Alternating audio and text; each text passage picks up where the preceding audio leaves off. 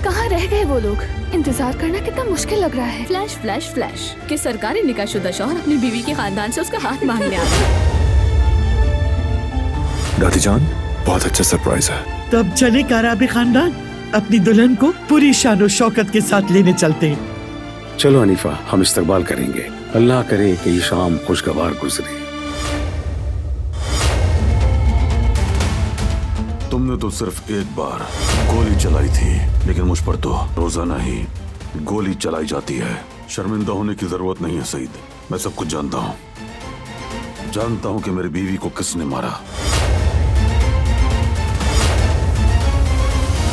वो कहानियाँ अधूरी जो न हो सके कि पूरी, उन्हें मैं भी क्यों सुनाऊं, उन्हें तुम भी क्यों सुनाओ।